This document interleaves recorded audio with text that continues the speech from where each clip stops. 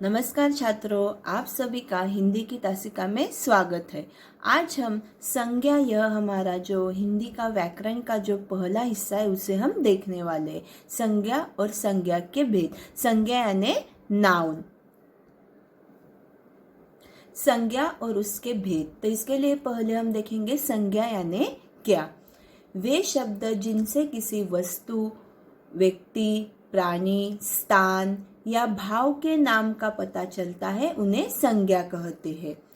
यानी देखा जाए तो उसे और भी आसान बनाकर किसी व्यक्ति, वस्तु, प्राणी, स्थान अथवा भाव के नाम को संज्ञा कहते हैं। जैसे कि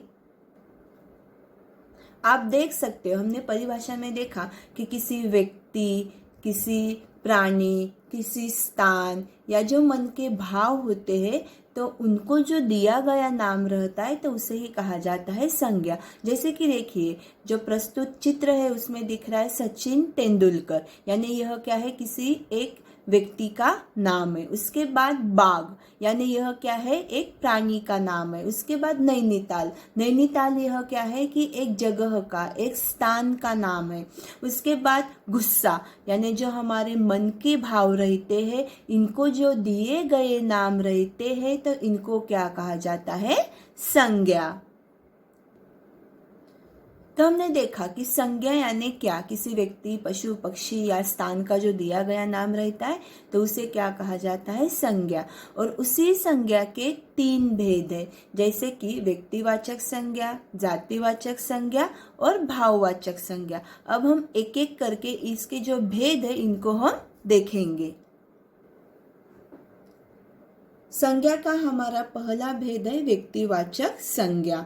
जो शब्द किसी विशेष एवं निश्चित व्यक्ति, स्थान या वस्तु का बोध कराते हैं उन्हें व्यक्तिवाचक संज्ञा कहते हैं। यानी जैसे कि हमने परिभाषा में देखा कि जो कोई विशेष व्यक्ति, स्थान या वस्तु का बोध कराते हैं, यानी जैसे कि देखिए, स्वामी दयानंद सरस्वती ने आर्य समाज की स्थापना की थी।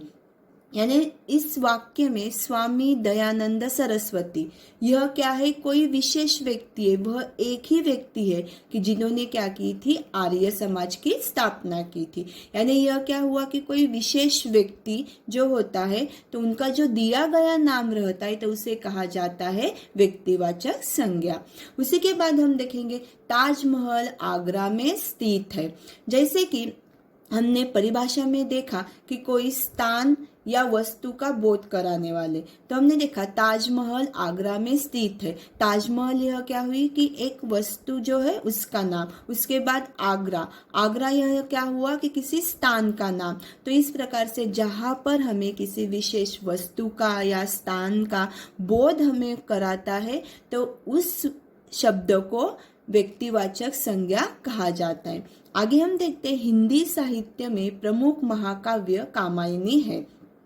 जैसे कि कामायनी यह जो है तो यह क्या है, एक पुस्तक का नाम है, एक महाकाव्य का नाम है।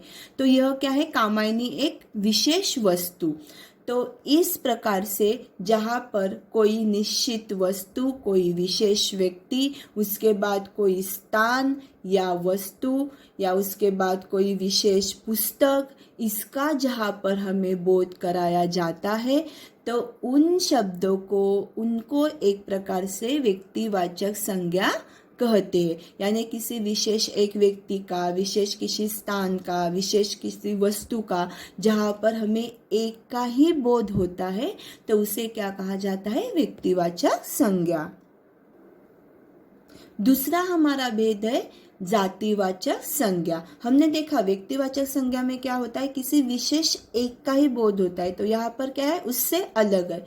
जो संज्ञा शब्द किसी प्राणी, पदार्थ या समूह की जाति का बोध कराते हैं तो वे शब्द जातिवाचक संज्ञा कहलाते हैं। जैसे लड़का दिल्ली जा रहा है या जा रहा था, तो इस प्रकार से यहाँ पर लड़का यानी एक किसी विशिष्ट का नाम मोहन या प्रकार से रोहन, यह कोई नाम दिया गया है क्या? नहीं। लड़का यानी किसी समूह का या लड़का जाति का यहाँ पर क्या हो रहा है? बोध हो रहा है। उसी के बाद मेरा विद्यालय घर के पास ही है, यहाँ पर विद्यालय यानी किसी एक विशिष्ट विद्यालय का नाम नहीं दिया गया है, यानी कि जो स्कूल के नाम होते हैं हमारे उस प्रकार से वह नहीं दिए गए, यानी विद्यालय दिया गया है।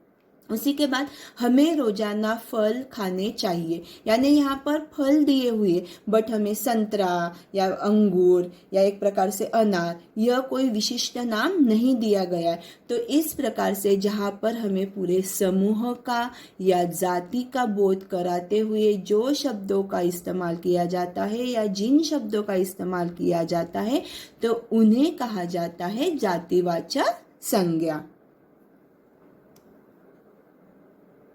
आगे का हमारा भेद है तीसरा भेद भाववाचक संज्ञा। भाववाचक संज्ञा यानी जिन संज्ञा शब्दों से किसी व्यक्ति या वस्तु के गुण, दशा, अवस्था, भाव आदि का बोध होता है तो उन्हें भाववाचक संज्ञा कहते हैं।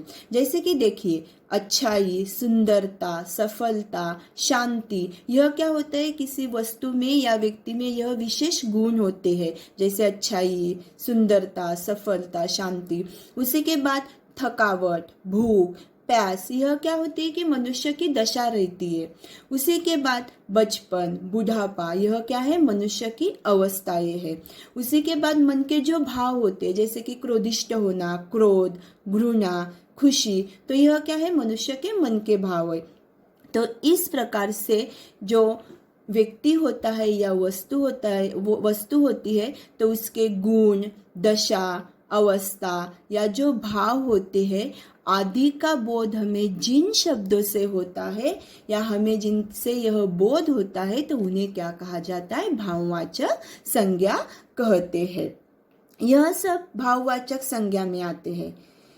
गुण, दशा, अवस्था, दोष, यह सब हमें व्यक्ति या वस्तु में यह सब दिखाई पड़ते हैं। उसी के बाद जो भाववाचक संज्ञा रहते हैं तो उन भाववाचक संज्ञाओं में हमें भावों से हमारा संबंध होता है। इनका कोई रूप या आकार नहीं होता, यह केवल महसूस किए जाते हैं और यह सिर्फ महसूस किए जाने वाले शब्द होते हैं। इनका कोई रूप आकार नहीं रहता, यह सिर्फ हम क्या करते हैं कि एक प्रकार से महसूस करते हैं। तो इस प्रकार से देखा जाए तो व्यक्तिवाचक संज्ञा यानी क्या कि हमें कोई विशिष्ट एक व्यक्ति का, वस्तु का ही बोध जहाँ पर होता है तो उसे व्यक्तिवाचक संज्ञा कहा जाता है। उसी के बाद जातिवाचक, जातिवाचक यानी कि पूरे जाति का, समूह का जहाँ पर हमें बोध कराया जाता है जिन शब्दों से तो उन्हें कहा जाता है जातिवाचक संज्ञा। और भाववाचक संज्ञा यानी जो मनुष्य के मन के भाव होते हैं, उसके जो गुण होते हैं, दशा जो होती है या अवस्था जो होती है तो उनको प्रकट करने के लिए जिन शब्दों का इस्तेमाल किया जाता है तो उन्हें कहा जाता है भाववाचक संज्ञा। धन्यवाद।